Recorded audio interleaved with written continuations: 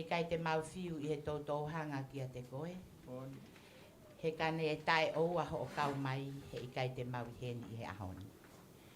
Ko e whakawhetai anga ia ho maulau maare i he hoa koeni. Ko whakakoloa aki ai whine motu ani e he tangata eik whai whekau ke whai haa mau lotu. Ko e uhi, ko e mea tokoni, ko tuku i ho mau hao o ngā. Ko e mau lotu, ka to o mua ha mau ngahi i nasi me iai. Ke mālohi ai sino, ko e ngahi whatongia o e lolotonga, pea moe ka hauna foki. Ka o ua ai whakangongo mo e tarangofua ki a te koe eiki. Pea mo oni ai lau, ko mau osi si tua, me hinga he mea kotoa pe, ka mau kei whakangongo atu ki a te koe. Ko mea tokone ko teu e he whangamakapuna, o li siate, pehe ki he whanau ai whaiwhikau. Ka to o mua i nasi, whakatatau ki he whakaamu, oi ane awhi mo i aho ni ko e wā kua taha, whakawhetai. Mau kore atu e o tua a ngahi me ani ko toa pe i ho huawha, ka ko sisu kalaiska ko mau whamui. Amen. Ko lava e whatongia, mo ka taki pe o ku mea pe tangata ik whai whekau me heni pia pehe kia pouri. Pea koe kore o ku whai atu. Mo ilo le lei pe. Heu kai ke tau whakawawe ki ha mea. Pea mo e tau lotu pe, ke oua na a whai ange, ko o tau kei lele pe foki i he COVID tahahiwa. Ku sai pe he tok whakamoa e tangata ik whai whekau ia ai fiafi. Koe mea whakawhetai pe tau fiefia malo mua ho mou. Mea mai, kai tuku mua e whatongia koe ni ke whakahoko atuia e pouri Teaupa. Haki i lea. Pea oku ata pe, kau ki ai hataha oku whielea mawhana. Oku ata pe ai ahoni ki ai. Koe kore pe au whai atu, mo ka atak pe o manatu iange, koe aho sāpateni. Kau ki ai pe hao ki talanoa pe he laine. Kohono uhinga ka tau whanongo ki hangahi lea au whai. Whamalo lahi atu ko lava e ngāwe o e ahoni. Pe au tau whawhetai ai ki he o tua. Malo au pito, ko po uri Teaupa. Malo.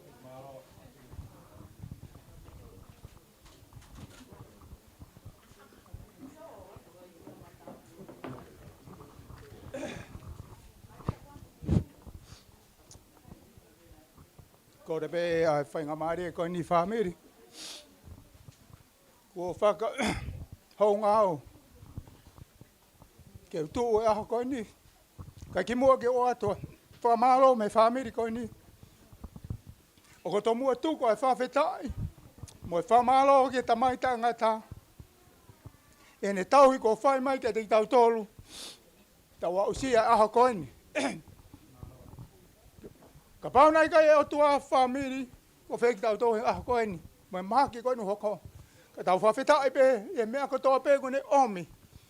O tau hange sai mone mo Alilia whatahtaha mai ki tau tohi aho koe ni whamiri. Ki tau tohi hanga ki he o tua, ki tau tohi mui ange, ki he ngai wholwhola o whai hanga malanga koe ne whai. E whai whekau. Whai whekau. Ma o whalahia te whamiri koe ni, ki te koe. Kau mai Alilia Hala. O moulawa mai aho koe ni. Nā kai ke toi huinga. Ke toi mo mai o tō mai mea kai koe ni. Koe whambopuna pa koe ni. Kau mo toi whahela mai e aho koe ni.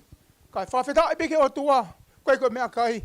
Kau tau whahataha mai ke ni whamiri. Koe toi whaofiange ho tau whamiri ke tau taha pe i a Sisu Christ. Koe ia aku rea aku e mao. Ko hau ia, pe kia haku kawenga lotu, o kawenga rea aku. Ko rea noa ia pe mo ia koe ni. Ko mo i pe mai a Sisu Christ pe whamiri ke tau nofo ki ai. Simone, Alilia. Ike hapou e atu me tamai koe ni. Ves fofola pe sa me ua tolu. O tau e siova, ika i mamasiva. O te tau toi hanga ki a mea whamiri, sai moane mo ariria. Mo hanga tāpe ka sisu kraisi. Koe kuanga ni a koke, anga lau ai whai whekau. O si pe mari he aho koe ni, whiawhia, pongpongi a koke. Ouha, tau nofo ka sisu whamiri. O mea mari, mo tau tolu ko hinga. Koe ko hinga koe hongo mea mari, ko hinga ko tau tolu whamiri. Ke tau toi nofo anga sisu kraisi. Koe kuanga ni koke. Tau nofo pe, ia sisu kraisi e taimi ko toa pe. Whamiri. Ko tu he aho koe ni. Ke whafonga e te whangatamai. Koe ki maulawa ma toha mea. Ke maulawa ma toha rea. Me pe maulawa ma toha kape wase whamiri koe ni. Kai whawhetai. Hange o tua o me moi koe ni.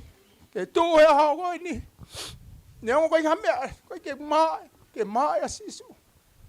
Toanga whatakoua o te mo maa e sisu. He maa i mo tau e aho hoko mai. E a mea umau. Tau whatata mai e aho koe ni. Lose. Ka maa whamiri pēni mo. Tolofi. Ho mo whatata hai mai. Ki tau tōre aho koe ni. O kaua ki. Mo tu anga hala koe ni. Ki lava alu tu. O heo mo au e aho koe ni. O hata whamalo koe ni. Mo kātā ki pehe koe kia. Ka mea te umau e aho. Koe ka motu aloto e nia. Ko au ia koe whanga hala. Ka neongo ia kou tu. Ke whawhetai ki o tua. E ne hanga o me moi kani ka te au. Aho koe ni. Whamiri. Mo kau ahi aho koe ni. Mea beu tau. Ma oi tau toko sisu kraisi. Koe ka mea toko ni. Tau wami ke ni. Ke tau nofo teke a sisu kraisi. Koe tau mo uia. Koe ki tau ilo tau toi taimi ku uia ki tau tolu whamiri. Ma ofalahi atu e whamiri Teaupa ke whamiri Hala. Heu tau toko tau omi pe me malapo. Ko kore whamare more atu koe ki heno mautakia mafua. Po aripate. Sia te koe ki lava o rea. Ko awe ni tuku mai. Koe ki lava o rea ka koe teke mai au ke rea atu au te mau tolu. He koe ko mau whamiri koe kakai whewhine ata tāpeu. Koe ki hata ngata ia he. Koe aka mea. Koe whamiri koe whewhikau whewhine e pe una o rea. Koe ki rea hata. Kai whawhetai. Tau tu e aho koe ni. Tau tu whataha mo sisu kraisi. O whawhetai. O me whainga maari e koe ni ke lawai. O tau whahoko. Ai aho koe ni. Onga mea maari koe ni. Saimone. Ariria ko ofalahi atu ati moua. Lau tau e ni. O mo whea hoi. Ko whahoko e o tua hanga lau e whaiwhekau. Koe me aho ni ana teu i peia. Ai aho koe ni. Mau tolu mau pea ke pe aho pe taha ko mau maari. Aho pe mea mo. Kako tau e ni. Mako tau e ni hongo fulu po whia. Homo. Kau mea ko tong whahoko ni aho koe ni. Ko whia mo whawhetai ke o tua. Kune whahoko ki moua e aho koe ni. Saimone ko mea pe o kore ki aiki ke ofa hoa. Ofa ho maari. Ngai mea ko oti ki te toanga kari sia te molose. Ko taimi e ni ariria mea mo hanga ka sisu kraisi. Mo o se tauhi a pēni mo tolofi. O se tauhi a sia te molose. Ko moua e ni. Ko mo nofo ka sisu kraisi. Ko mo taki pe a sisu kraisi. Ai a sisu kraisi e te moua. Pe te nofo a o ta ngata veteki pe moua he. Ma ofalahi atu e whamiri Teaupa ke te mo toko toa pe aho koe ni. Koe ki aha rea ma o whiunga ki atu ke te mo toi aho koe ni. Ofalahi atu.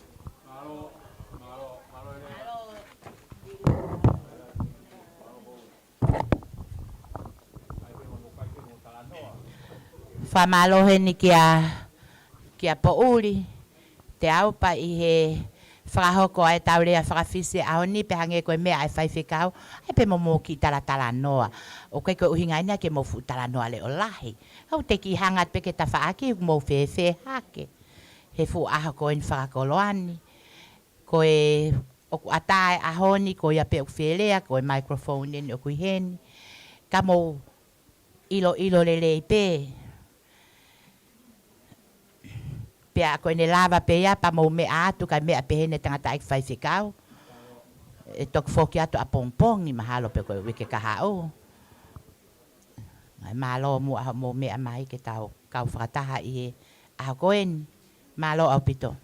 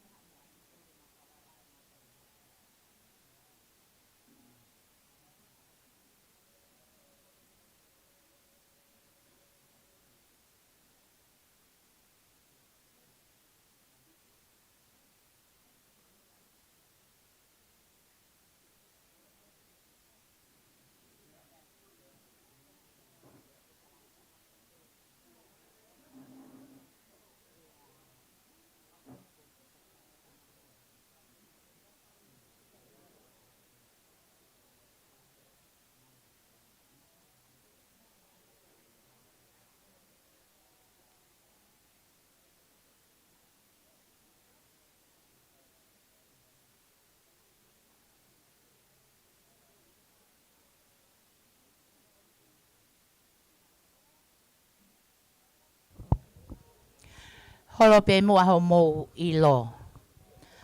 Ko lave e au ia pe mahalo he kai te lea hatahai a whakawhetai. He ko hinga he o ku mo lorotonga ilo. O ko kore atu mo mau le leipe. Kai tuku mua ke uwhai atu haki i lea. Ta mo wha mole. Na mo mea e pe ane afi. Na ia e ki alanga waka. Pe au toi pehe pe mo e ahoni. Ko kore wha mole atu e whakoutua atu peheni. Ko oswaka ata mai pe he tangata ek whai whekao. Kai tuku pe mua ke uwhai pe ha whakatapu ke he awhio ai tae ha mai i ho tau loto ngani. Whakatapu heni ki he whai whekao nai a anai ko speri e ahoni. Ka koe tangata eiki a Alilia Teaupa. Whai whekao pensi Mamahi'i. Whakatapu atu heni foki ki he hoa o e whai whekao sea.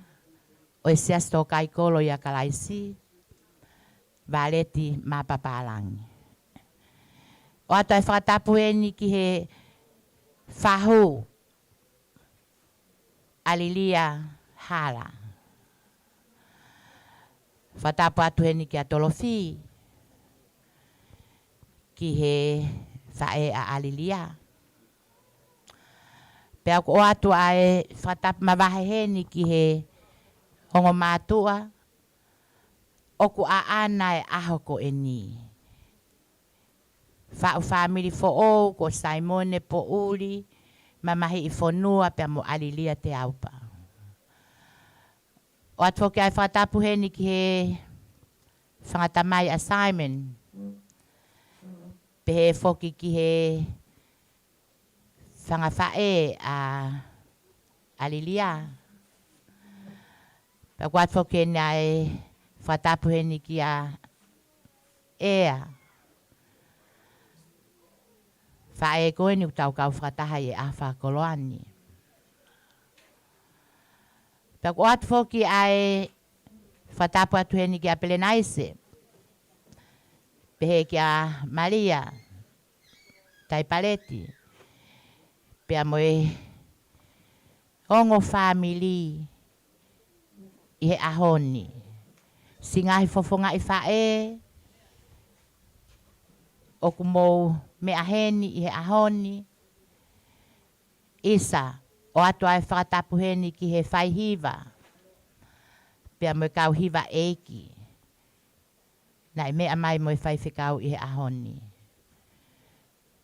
Pea pehe foki ki he kau ngā whanonga pirikimi kotoa pe. O tau kau whakataha. I he haawhanga koe ni. Kai ata mua mo oku ke whai peha ki i lea whakaholo ilo. Koe uhi, koe aho, mahu inga koe ni. Wiai foki ai si whakatapu heni ki a Paula. Pea mo Genevieve. Koe uhi, koe whatongia o e ahoni. Oi ahoni, koe uhi, koe whakataha ai ongo whamilini, o whai ai lotu whakawhetai, pea moe whakamalo ki he otua, koe uhi, koe aho whakakoloa koe ni. Ko tau foki ki tau tolu me i Saione, pea mohono koloa wholofola. O tau whanongoa, ai tōkaki na e whai e he tangata eik whai whekau. Koe uhi, koe ahoni. Ai mahu inga. Oi ahoni. Kia te ki tau tolu koe kau kalistiane. Koe ai oku mahu inga ki he whine motu ani.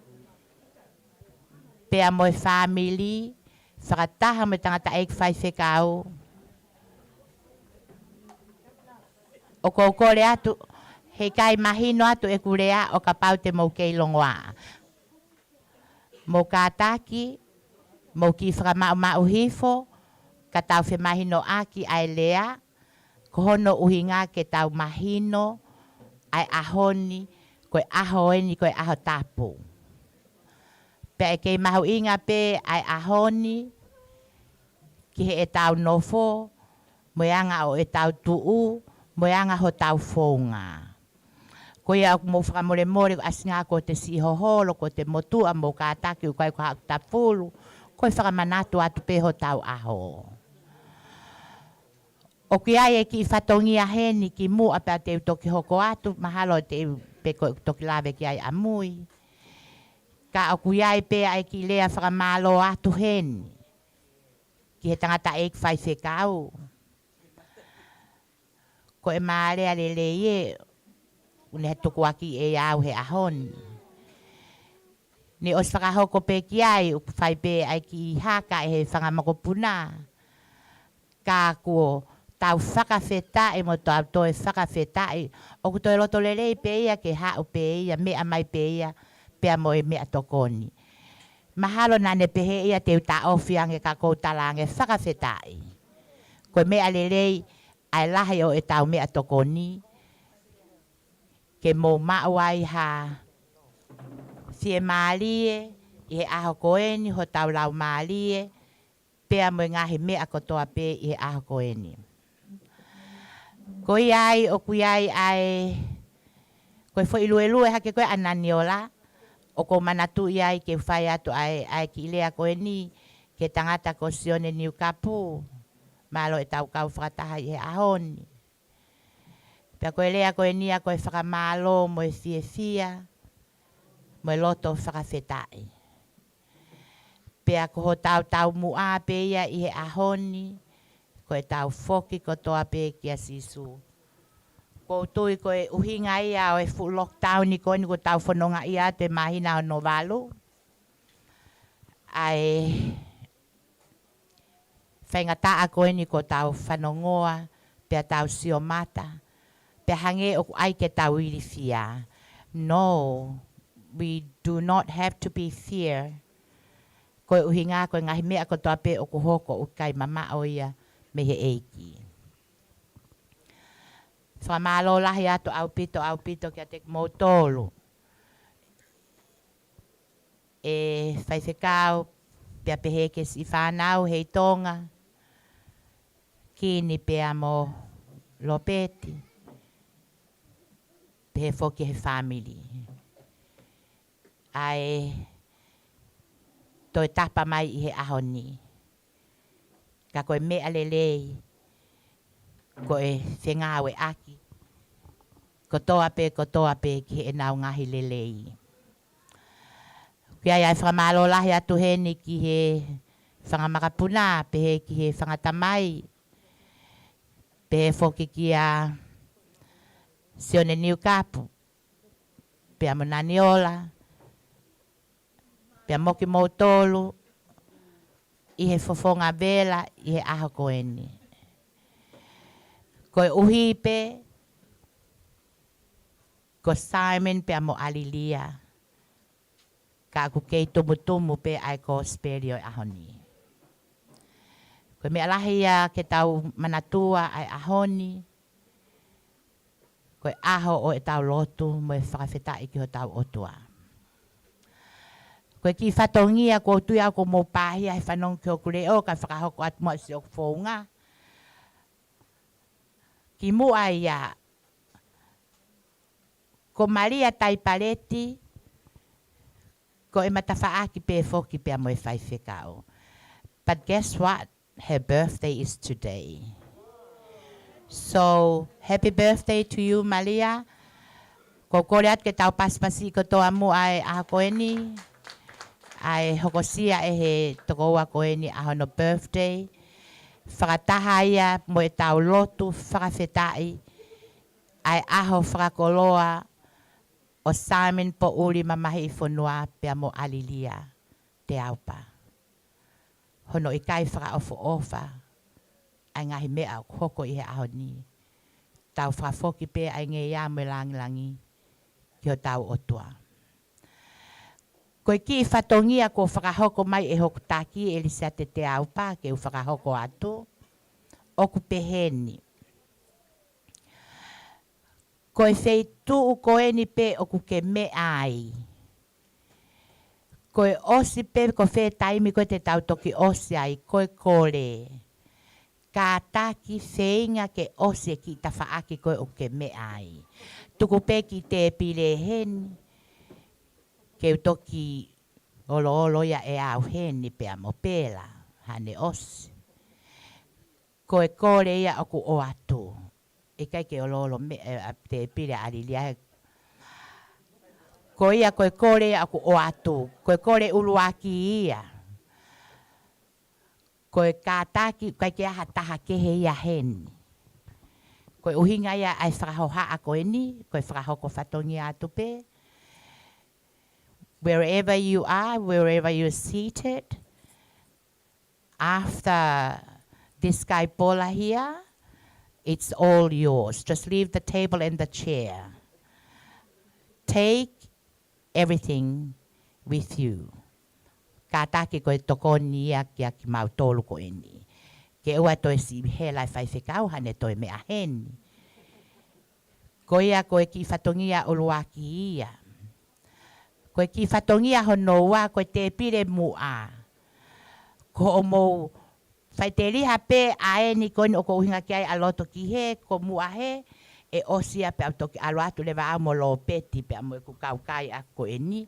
Tuku ange ia ki ai ki whatongia e ki ai. Sai, koe whaka osi, i hoku mata au o ki ai e ki te pire ai. Koe ki te pire koe ni. Koe ki te pire ia o fuaki ia maae whamiri o Alilia. Whai whekau, kai ki aha me ai mo ua. Whao at pe mu ako hao oho. He koe fuafua whelongoa ki pe mo e whai whekau tala mai pe ko hako nofo mamao ai. Hoi. Whawheta ina e mao pe mama kai ke uto e tari ki ai. Koe ki whatongia pe iao e ahoni. Whamore more pe ka pau mohalo fia. Ka koe ngahi koloa whawholofola e ahoni. Pea mohono uhinga. Pea mo e tau fotuaki o tau whesiofaki. I he kelesi aho tau eiki.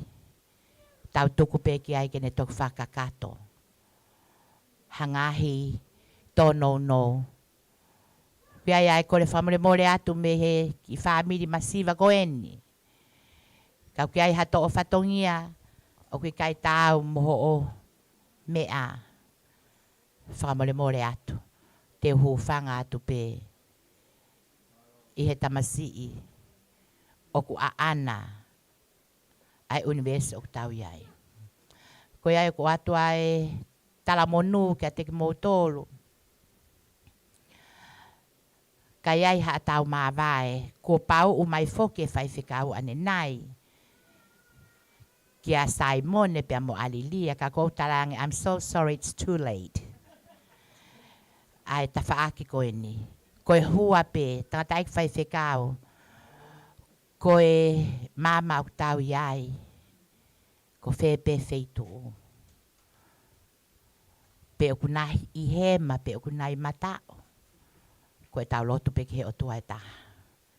Whawheta i mua e ngauhi tamalelei. Pea malo mua. Ai lotu lelei ai eiki. Kune hanga whakainasi a ki tau tolu. I he ngahi taimi whainga taa koe ni. Pea kou tui tai toi vei ua. Hange ko ho mea ane nai. Koe ki i tau mua na e whotu. I he ki loto whale masiva koe ni. Your time with God is very important. Taimi ai eiki o kumahau inga. Pea koe ni ko tawa o pe ki ai. Whawheta i mua e mea katoa pe. Kau tatawa tu mua he. Pea o ki ai o whalahi at ka te mautolu, kai ai ha tau mātuku. O wana atuku ai tau whilotu aki. O ana tau whiu he lotu, he koe lotu o tau mao ai, a ngahi lau maari e lele. Ka taki pe neu pehe ke ai ke oska koutou mana tui hake ki mea koe ni, i he mea aho mou whai whekau, ki ho o mou re soni o e aho ni. Ai fua o e lau maari e. O kui kai toi loi a ka inga. He koe tau ma o koe ai fua e lau maari e, kai ke toi ai ha me ai e he mama o tau iai. Pea koe tau lotu foki. Hange pe ko ene me ane nai, pea whai ai pōpō ki ai. It's not lip service, it's action. O ku haia i he e tau mo'ui.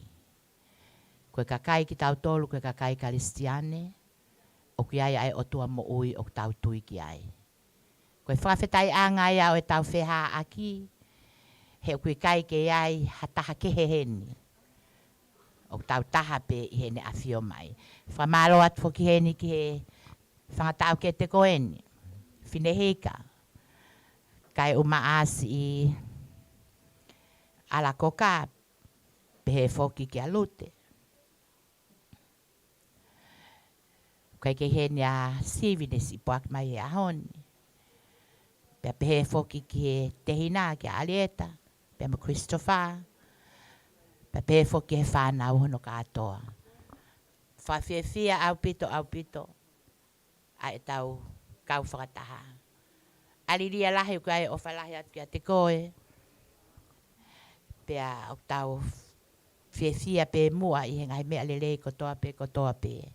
Kone o mai kia ki tau tolu. Pea o whalahi atu kia si fofonga o pile naise pe he kia Palosa. Maria tai paleti. Pea moki mou tolu ko toa pe te ria na ato taha. Ka ki ai o whalahi atu kia te koe. Mou tolu ko toa koe ni. Also to my sister-in-laws, Sela, Sane, Sonia, Nia, Ufi, and all my brother-in-laws. I love you all. My nephews. I'm not going to name names, otherwise I'm sure I will forget someone. And also, love to all my daughter-in-laws and all the sons, even though they're a bit cheeky sometimes, but I still have to do my part as a mother to say thank to them, and also our grandchildren. Whamore more pe e whai whekau, koe ki nai ai at ke ai e mau ki hiwa tala mai ke ai pe ai tohi tapu. Koe nau ki manako pe. Ki ai koe whawhetai koe nau si whiawhia pe ke nau hiwa. Ko os whai pe e tau hiwa. Nā ke mea mai pe ane awhi ane pō. Mea whoki nā ke toke ai mai pe koe ane pō tau taktaha e hiwa. Os koe ane ta osi area o taha pe. Pea tuku ka tolo whi pe mo Alieta. Hange ku alu pe koe tai miu. Ke kai kehe. Ho whanga pe, whamore pe tangata ai whai whekau ka ko lawe i pe hok ngataanga. O ko pau pe ke whai ai whakapaapa. Koe uhinga koe whatongia o kia te koe. Pau kai ai tala monu atu, ngā ue o whai. Pea kai ai o whalahi atu, whafofonga atu, aho kutaki alisiate, aho ma o whalahi atu kia te koe. Ki ho fofo ngā pehe foki ki a tolofi, me si whanau, pia pehe ki o mau ki loto whare koe ni. O whalahi atka te mō tolu mālo au pito.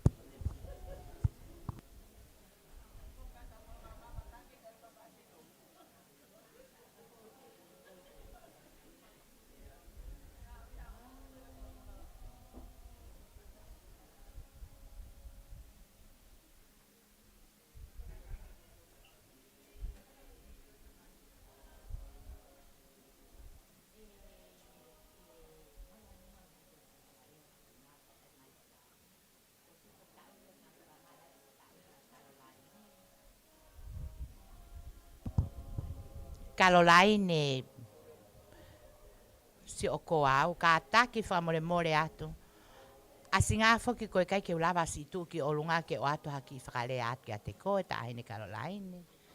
Malo mua si o mea mai. Te lia na whaiwhai ko ke toe ko hoa whai whikao. Ko tau hao pe ki a whai whikao. I kai ngari whakahua, uia e whia foke tau si kau whakata. Na whanongo mai ho hoa au me wawa au ko whakangalo e au koe. I o kia ia whia au pito pia mok motolo hanga koe nuko nuka. Kai hange koe kulawe koe ane nai ko tau taha pe koe ke tau toe ilo e tau tolo koe hai toe lea whai. Koe whee kolosi aki pehe lai ne pia mo sitahine ko tonga. Ras kai uma afok si o kuongo mata pure. Whamole mole a tahine vika finau pia mo. Maria. Kaku sai pene o skole whamole mole atu ka ukia hawai vai pia mo o mo toka tupe a te au heni. Ke utok ngawe mo uau ke ho mo tonga ane hoku taki. Koe au kia o whalahi at pe, ia koe ki whale atu pe. Ka mo mau lele pe ho mo ki foi topsi. Nā toki ngāwe pe ki ai ane pō ke mo toki dessert aki he whia whini. Me apena kai ke lava ke tau ha mo ki foi ke kau. Mahalo pe toki aha taimi. O whalahi at ka mo tolu. Malo.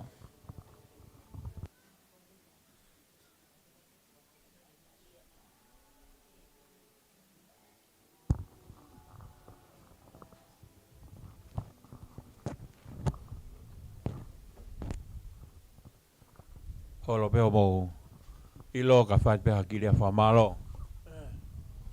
Tumua tuku ha whawheta i ki he o tua mawhi. Ko hi ko ene tataki pa mo ne tofa hala. Whai ma ki tau tolo tau i kuna mai ai ai. Wai hala ko ene na ne hanga whakatapa mo tutuni mo ki tau tolo. Whakahoko e family for au ko ni pau tau whawheta i lahi ki a teia. Tau ongo i o tau fia ko hi ko ene tari lotu. Pea mohono finangalo ki ne hanga whakahoko e ngahi mea kotoa pe. Tau whawheta i ai ki he o tua. A tene whatapu ki he o mātua risiati. Ke he ki alosi. E whatapu ki he whanga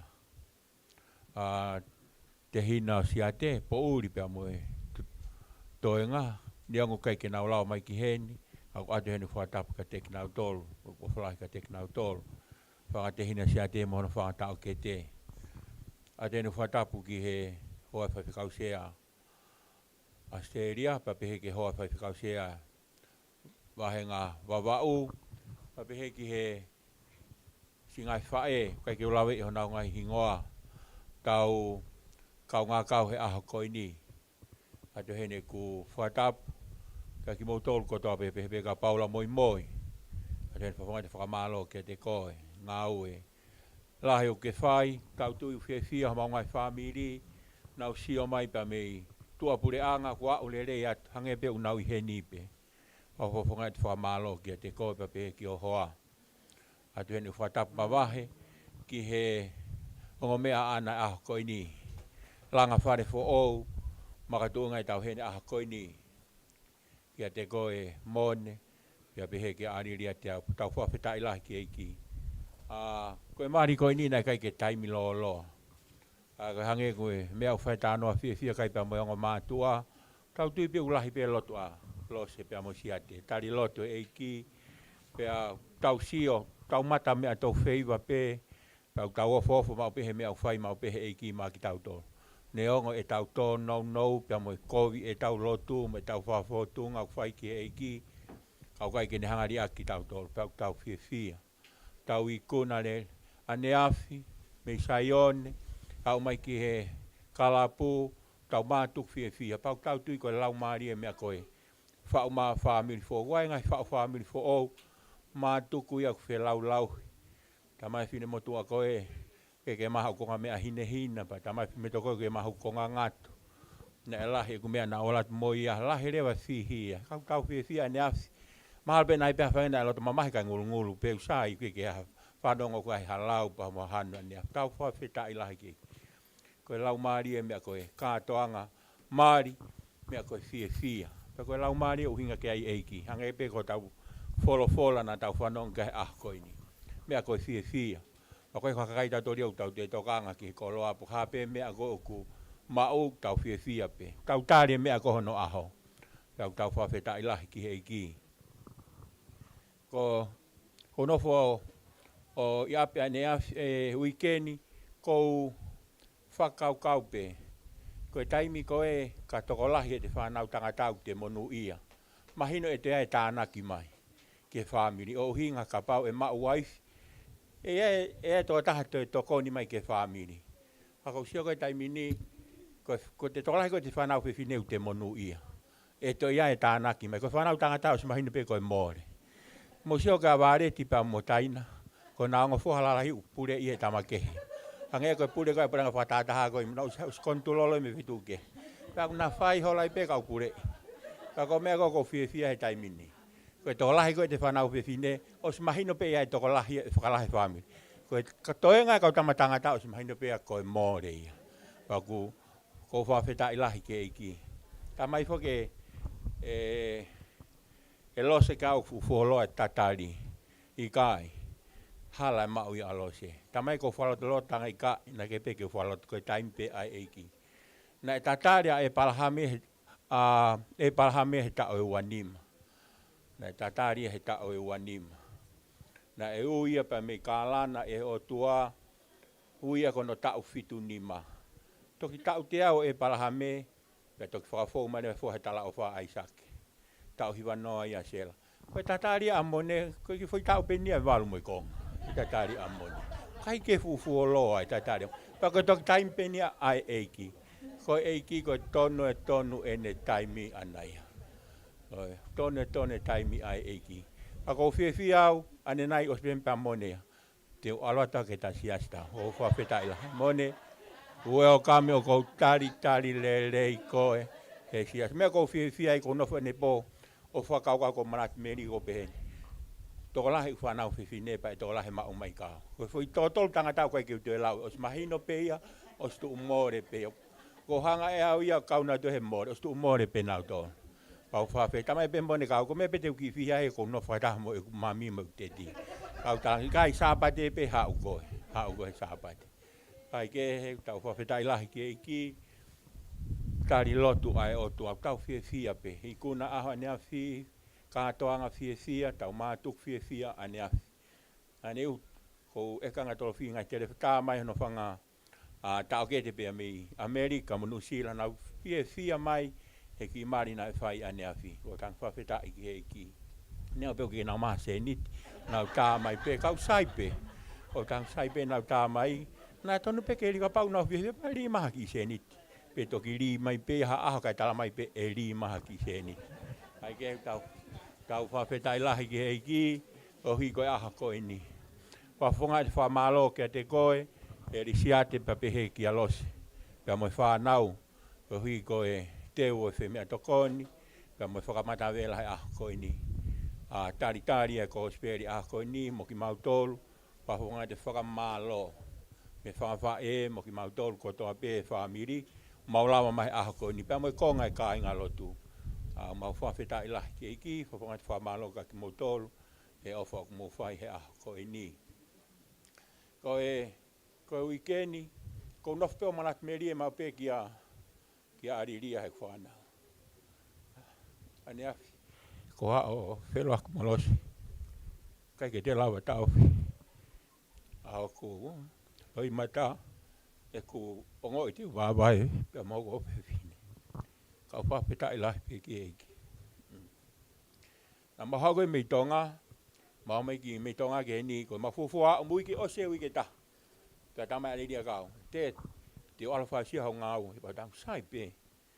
Pako alo ka Alilia whasia ne ngāu e, pia tamai te alo interview pa nā molo pe te tolopu. Ose interview pa Alilia tamai, te mautu interview wha ose pongpong. Ka tamai Alilia kau. Ko e whehu i wha ose koe na e whai, e he mene sākau. Na ke ngā ue i tonga, tangi sisi Alilia iyo. Fa alpo tokoni he whaiako he iako pe asiasi. Na fia ho wahe. Tanga Alilia, na ke kia hau wahe. Talanga leo he mene sāka Alilia. Ke mao e koenga, koko ke mao interview. Tama Alilia osiko ya pa talanga leo he mene sā. Te ke ngā ue o au ki he sāpate. Pau longolongo pe tama Alilia. Pau talanga leo ke mene sā. Ko whamalo at ka koe he mao ngā ue. Ko ngā ue unga tape aho e ono. Kai te ngā ue sāpate. Kau ia he lao na ko hanga tala ki e whanau. Ko tu tahai pe mātua ku iai. E ne lao pe mo e ne whare ki e ne whanau. Ko talangi ai. Ko tau ngā ue aho pe ono. Mlele mai koe ne mau whenga paanga koe mau tina. Tare ngā ue a Isabela te kaha o wataimia. Hanga rea ku hanga he ki o whakahawa e matapā o wataimi. Po tamai pela kau.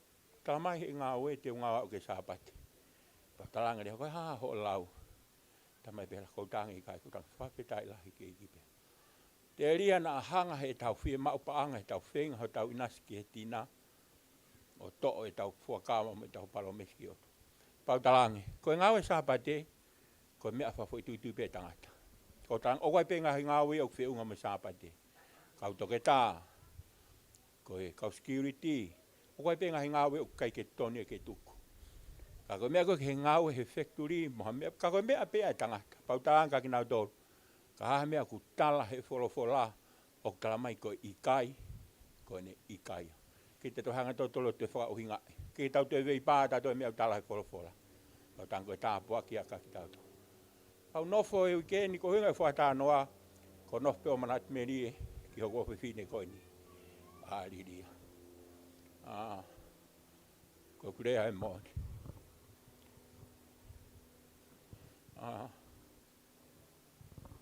Ke monui alosi. Ke mau. Hakaunanga.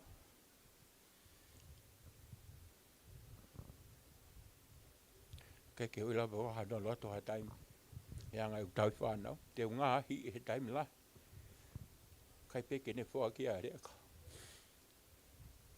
ta mai he to la kai ke hoko ke to ta ku i ki ai ko tang fa feta i pe ki o e time ni u tau whaka hingo ha tau whanau pa tau loto ke hoko ke to ta ko ya pa i pe time tau tau te loto pe ke hoko pe ki e ki o e hoki pa tau fa feta i la hi ki ko weekend ko no pe mana meri ana olunga talu ene kesi ko ilo pe falanga sai mo ne kitonga ka ko me ko ne olunga fai toton ne tramai pe ka pe ko loto ki ai ko tatari pe ke time ai eki tatari pe ke time tamai fo ke lo se ko fa loto a tonu pe utala tatari pe ke time ko time ai ki ko ton pe a pau mo pe ange ko tau malanga e ahoni. Ko langa familia e toki peteki pe e mate. Ko tau whawheta i keki. Ko tanga i tau lot pe ki ai. Pa ko tui ko ahoni whakahoko. Pa ko fie fiala. Ane afi. O se mehe karapu. Kai ke te lawa whakamamau. O kulo i bata. Ko hui ko ngoi. Amanaki. Mawai. Pea moko o whepine. Na mafoke me tonga he mau ngā ue. Ka o eo ne mau ngā ue i tonga. Ko tiko whenga sio whakapo uri na ia.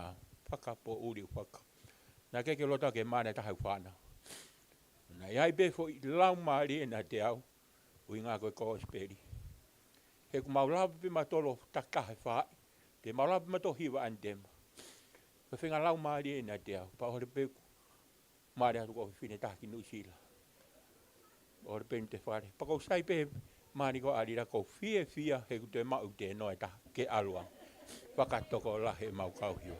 Pea ko whawheta i lahi ki he eki. E neonga lau alo se ia kai pure foki pea mone mo si moariria. O ilo ko mone, pako teke te noa mone pe teke lau lalo. Ia, ko ia. Kama mone e lau lalo. Whawheta i lahi. Kāge ai mone. O mahino pe ia. O ku whainga taa to e tuto oni, a lo sea mo si ate, ko e pon ia. Whawhetai lahi. Koe wate ua whalahi ka ki mautolu. He kia taina. O e whai whekau. Aia taina ka whainga ke whoki. Ki mea. Whai mo ke whoki. Ki tonga. Ki ho whoki ho hoa ki he ngā ue pulahi o takataka i he ni. Ka kua whakawhoki ke ilo he hoa taina. Taina kua wāri whoko no ono nei taimini. Nai sio whoki a kai pereha taina na uri na hina. Ko ne ko uri ia ko tangi. Ke fu whaka whofa te koe taina he taimini. Ai whengi whai mo ke whoki ki tonga. Kai ke tau whawhetai lahi ki he iki. O whalahi te koe taina. Pa pehe peka ki mautolu kotoa pe. Singa whae tau hene aha koe ni. Whapungai te whakamalo lahi kia te ki mautolu. He aha koe ni. Ko whia lahi au pito. I kuna lerei. Lava lerei. Ai ki imari koe ni. Neo nai kai ke taim no. He funga pe. Tai lotu ai ki koutu i fusai pe lotu. Asiate pe a molo se. Tau whawhetai lahi. Ki he eiki he mea kotoa pe. Pea koe he lotu, koe fuiwi lahi a ka te kitauto. Mea koe lotu, wha lotu. Koe lotu, koe fu matapā ia, ta wha kotoa. Neonga mea kāpuni, i he funga e tau lotu e whakawa e he otua. Koe ia koto e whakalota lahi pe, me te whamanat ka tau tolu, mahu inga pito e tau mo ui whakalotu. Koe mau anga iwi e toko taha kotoa pe, mea koe whakalotu. Koe watu o whalahi, aki moua, Saimone, papihe ki a Alilia. Pea moe lākanga fo ou, mo hoko ki ai. Koe whāmiri fo ou. Pe tau whawhetai. O whakanohnof mō ki ane afi. I whare lotu, pe ie ahoni tofu. Whakaloto lahi pe mo tofu. Whakamanatu pe ka teki moua. Mahu inga mau pe. Te mau e iko kalaisi te. Tokanga ki homo wholofola. Mahu inga pe te tau tokanga ke tau wholofola. Lau mau pe tau wholofola he aho kotoa pe. Pe tau whaalotu. Pe tau alu. Manako ke tau alu ki he lotu. Mea pe teni hanga puke ki tau tolu. Pake te tau nofo mau i he eiki. Tau tui oku wawe ai taimi. E hoko mai ai eiki. Oku wawe ai taimi. Ko mea e tau whakatua meri e kai kau karistiani ko toa pehe mamani ko ni. Ko e haa ere ngaua mai ai eiki. O si ai ho tau api. Palomesi mai ai eiki. Tene alo teu mo. Kai ko tau api ni tau tole mamani ko ni. Ko mea ko toa pehe mamani ko ni e tuku ia i heni. Ai whare. Ai ngāue, ai paanga, mea kotoa ki te tau autohome. O siai ho tau api, alo e ki o teu, tau ne paromesi. Koe api koe ahange ko tau malanga he aho ni, mao pehe kakai unau tāria kalaisi. Ki e nau mou i koe pasporti e ki he api. Koe e Saimone, pa pehe ki Alilia, pa mok tau tolu kotoa pe aha ko ni toi whamanat pe ka tau tolu. Tau ngāue pe, tau whai pe, mea kotoa pe ka tau ilo. E ai aho. E hoko mai whai whakamau ai otua. Mau inga pe ki tau whapapau ai wheitu te tau alu ki ai. O kuua pe ai wheitu. Kai ke tau alu ki he wani, te tau alu ki heri. Kai ke hatai whi alu ki heri. Te ria na hange ko tai wasi, tangi, ka ku tō mui. Koe malanga he u whai pia me he ate. Kore ki ala asalosi ke omiha me iwai ke whakamoko. Ai pe hono tuhu ke mono ki hono elelo. He ku fuu wela a heri. Hoi au toi whamanatu kia tau tolu, mahu inga au pito. Kai ke kowe ngā ue. Mea koe ngā ue mālohi kai ke kowe. Whiau a ke tau ngai whiema. Whamiri, siasi. A kuia e mea au mahu inga ke tau pau ia he tau whono ngā. Tau teu pe. Tau ngā ue pe mo tau teu. Tau ilo e aho. E hoko mai whai whakamau ai o tua. Tau pau ia ho tau api. Jos paromesi, e teu mo tau tolu, e tau mao he wani pia Moimoi o ta e ngata. Mā loko, o whalahi atu kaki mau tolu kotoa pe, e huafa ho tau eiko sisu kalaisi. O sena tahmen toka ngai losi. Ia, sa siate, siate. Ia. Sa ike tau whakaosi. Tau whakaosi. Tau lau whakaosi anga reaksione mai ni maa. Ves taha pia mo taha ua. Tau whakaosi aki e ahoni, tau tutuku aki e ahoni. Tau whapapau i he tau whanonga. Tau mao e mo i tangata he tau tāri a kalaisi ke tau mo ui. Ke tau lao. Reaksione mai ni maa, ves taha pia mo taha ua. Pia ko e nia whamo oni, ko whoaki he o tua, ki a tek tau tolu, ai mo ui tangata. Pia ko e mo ui ko ia tu i hono alo. Ko ia o kune mau ai alo, o kune mau ai mo ui. Ko ia o ki kai tene mau ai alo oi o tua, o ki kai tene mau ai mo ui. Whawheta i lahi ke iki. Ta mai o ku mau, toi whawhetai ki he awhiona. Kai te mau whiu he punou o hanga ki ho awhio. Ko hi koe mau whamo oni, pia mo mau ilo pau. Koe awhiona ku te whito mea ai mo ui, pia mo mea kotoa pe o mamani ko ini. Mau whawhetai ke ta ngata ho mau lau maari. Fonu ho mau loto he fia. Kai te mau lawa ke mau hanga whakamatala. Ai ofa o whai e awhiona. Ma ki mau tō. Mau whamalo atu ki ho awhio. Koe hui koe aho koe ni. Ane awhi. I saione. Mau heni he ahoni eiki. Koe hui koe. Langa whare fo ou. Whai e. Saimone pia mo. Alilia Teaupa. Mau whawheta ila ki he awhiona eiki. Mau whanongo ki ho wholofola. Pa mau ngo i ai fia e mau mo ui. Hange ko ho mau wholofola he aho koe ni. Koe awhiona te ke toi hoko mai o puke hona ki whamiri ke na nofo mau i he awhiona i. Pea ku mau whawheta ila ki ho awhioi. Whai tāpe kina e o tua Saimone, pa pehe ki Alilia, ke wāri tā e nā mo i fufupe ki nā ua ho tō kupu mafi. Pea mo e nā hoko ki he lākanga fo ou koe whamiri e o tua. Mo hoko atu e nā whanonga eiki. O ku mau loto tukakato. E na whalala ke tukakato i a whiona, le na mo ui aki a eko si sukalaisi he na mo ui e. Mau whamalo atu hiko o mātua, li si ate papehe ki alosi. Papehe peke whangawha e, pea mo kāinga kotoa pe pa mo whamiri, mau whawheta ila ki ho a whio. Koe mau rea pe au whai, koe whakamalo pe, koe whawheta ipe. He loto o whonu he honga ia, mau ilo koe mau iku nā, ko hiko kau mai ai a whiona. Pa mau whamon pe ke tālau whai, te aua whaa ngā sāme, kane tae oua ho kau mai, kai te mau i kuna e ki mau tore aha koe ni. Mau whaka off. He ka mon pe tālau whai e sione tahani ma, he ka mau ka māwai mo koe si sukalaisi, he kai te mau malawa ha mea e ta. Pea ka mau whawheta e ki he a whiona e. Mau whamalo atu, he tari lotu, pea mo i keresi ai a whiona, mau i kuna i eki, ai langa whamiri fo au koe ni. Pea mau whawheta i ki ho awhio. Whai tāpa ki nā ki ai ngō mātua, di si ate pehe ki alose.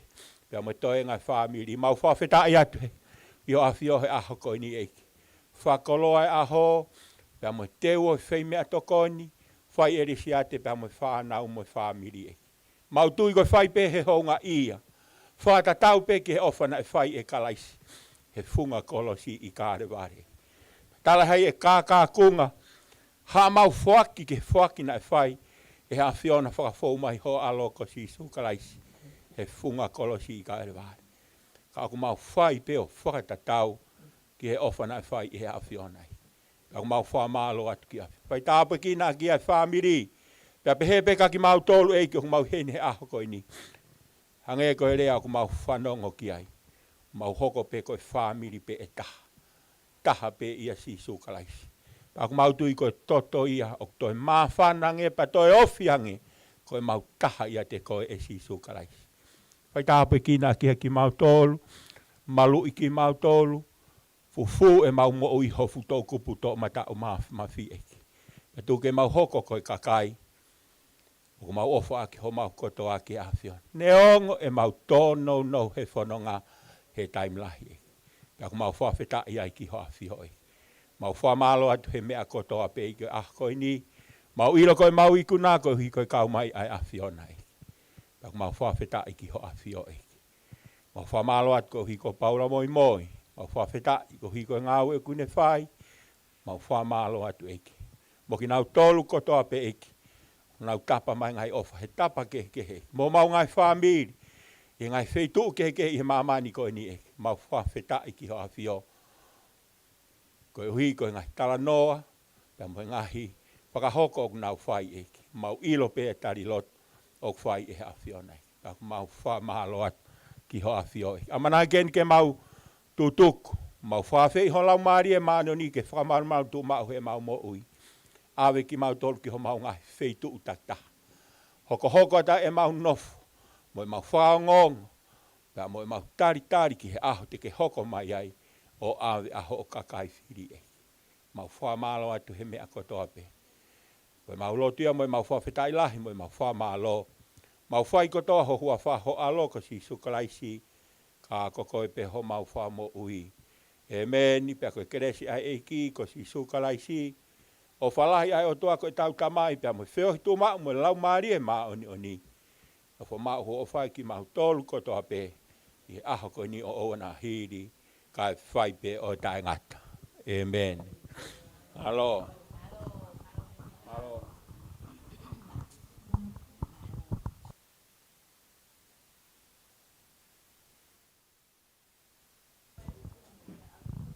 Mo ka taki o whakahoko ange ai whakaamuna e whakahoko atu ane nai. Koe ngahi upuha ena o ku o atu mo o whamai o taktaha tokanga peki he uta whaaki koe nā.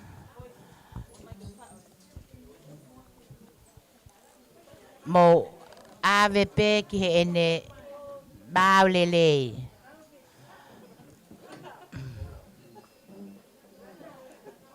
Koia.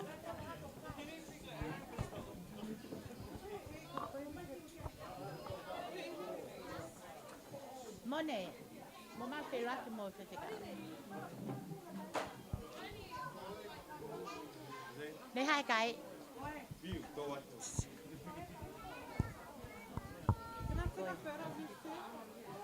Mone, ai oi fo falante sote.